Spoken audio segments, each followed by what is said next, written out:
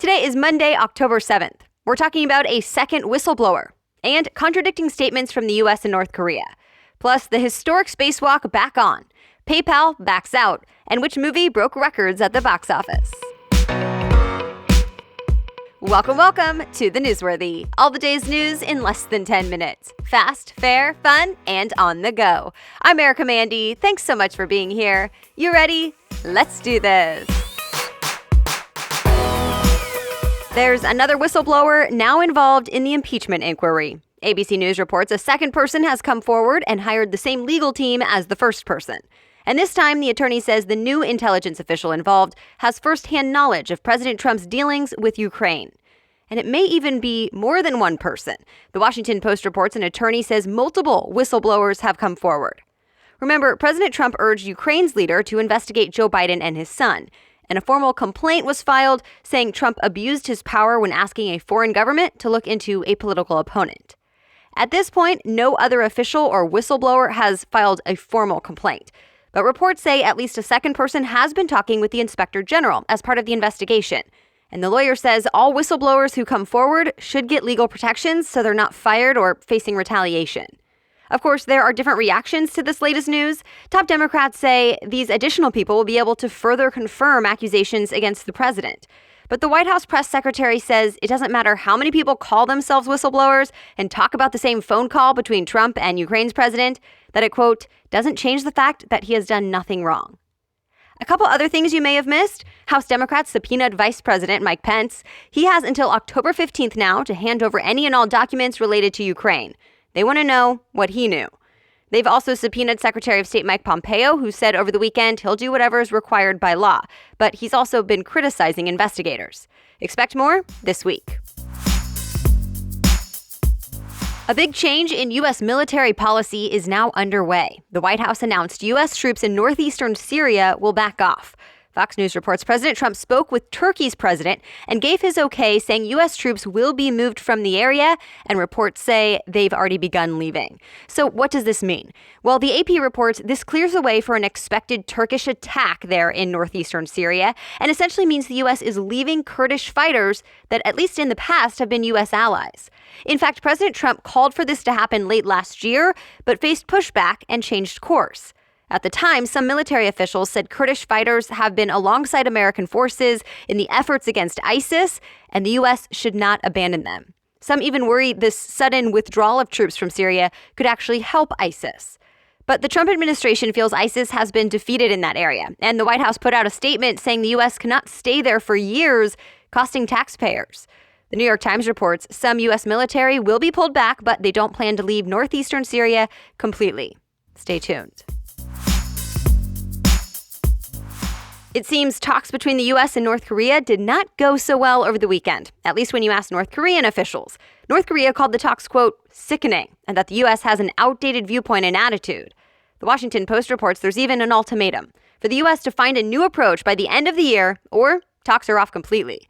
But the BBC reports U.S. officials have said they had good discussions, that the State Department did present creative ideas, and the U.S. is ready to negotiate again in 2 weeks. Remember, President Trump hopes to get a landmark deal done where North Korea would get rid of its nuclear weapons in exchange for fewer economic sanctions. Now, experts told the Wall Street Journal it's tough to tell if North Koreans are exaggerating to see how much they can get from this, or if talks are actually on the verge of breaking down. To be continued. The unemployment rate hit a new 50-year low in September. The Wall Street Journal reports unemployment went down to 3.5%, and job growth continued at a modest pace. So what does that mean? Well, the Journal says it's a sign the economy is holding up, despite a string of other weaker economic reports last week and a global slowdown. U.S. stocks were up on Friday after the jobs report came out. One expert says even though it's not all good, and there are still some reasons for concern, the falling unemployment rate should help get rid of fears of a recession happening really soon.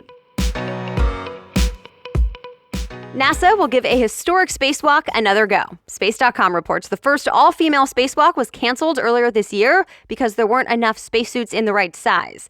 Well, now NASA says that's fixed, and astronauts Christina Koch and Jessica Meir are ready to go for the historic all-female spacewalk on October 21st. By the way, a spacewalk is any time an astronaut goes outside of the space vehicle while in space.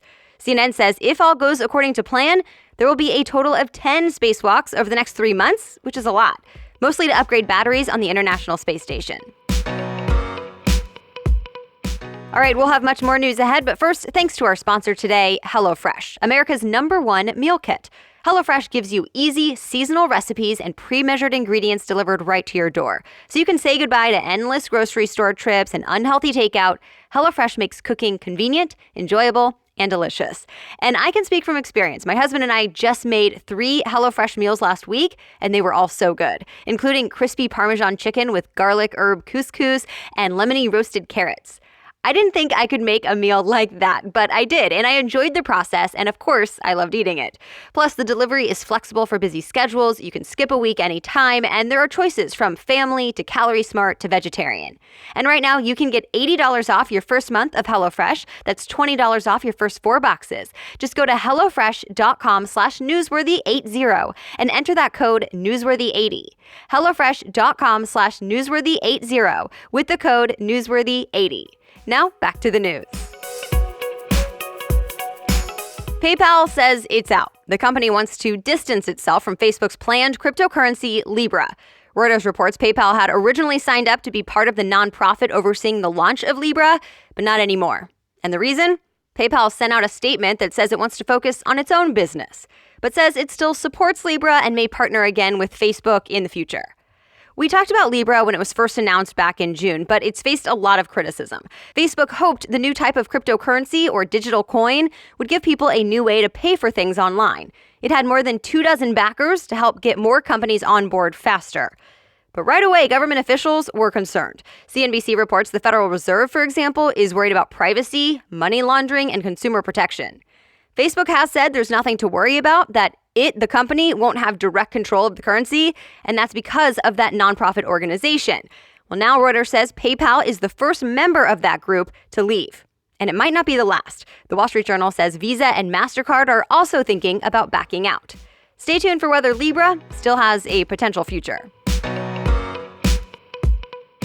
Google is pulling the plug on a controversial research program. TheVerge says the program offered people a $5 gift certificate for a scan of their face. But a New York Daily News report found that one agency contracted for this project was targeting homeless people in Atlanta and even tricking college students into participating, saying they were just trying out a new app.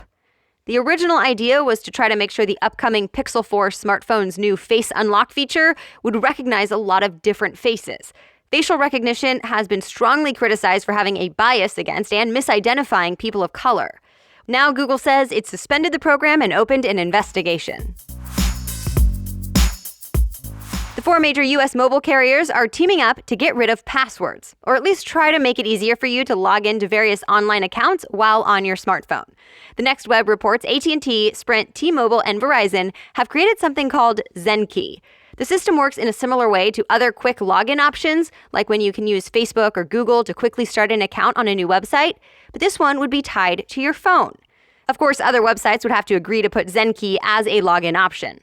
As with any other system like it, there are privacy and data sharing concerns, but for now, the ZenKey app is only available to a small group of people testing it. The movie Joker had a record-breaking opening weekend, becoming the biggest October launch of all time. And of course, it topped the weekend box office charts too. Variety says the movie brought in $93 million. It's been controversial, though. Critics worry the movie glorifies a villain and may even inspire violence, but it seems that did not stop people from going to see it over the weekend. In fact, some media analysts told CNN the controversy may have even helped get the word out and make the movie even more popular. And that's it for the main news today, but it's now time for Money Monday, where we talk about one interesting money-related news story you should know. But first, today's Money Monday story is brought to you by My Wall Street, an investing companion there for every step, from setting up a broker to starting and managing a portfolio. So today, our Money Monday story is about ATM fees. The cost to access your own money has hit a record high, and it could still go up again. A new Bankrate survey found people are spending an average of $4.72 to withdraw money from an ATM outside of their own bank's network. And that's up 33% over the past decade. And it could still go up again. USA Today says banks are more likely to raise their fees when interest rates are low. And since the Fed is expected to lower rates again soon, banks may feel pressure to keep at it. But there is a way around those ATM fees. Experts tell CNBC it's best to find ATMs in your bank's network because then it's free to take out money, of course. It might just take a little extra planning. Most banks have apps that will show you where the nearest ATM is. Or there's this option. Many stores will let you ask for some cash back when you use a debit card to buy something. This Money Monday story was made possible by My Wall Street. For more information, visit mywallst.com/newsworthy. All right, thanks so much for listening. If you haven't already, be sure to hit that subscribe or follow button in your podcast app. It just makes it easier for you to find new episodes so you're always in the know. As always, you can read more about the news stories we talked about in this episode. Just go to thenewsworthy.com/show notes. The Newsworthy is here for you every weekday by 4 in the morning. I'll be back with more news tomorrow. Have a great day.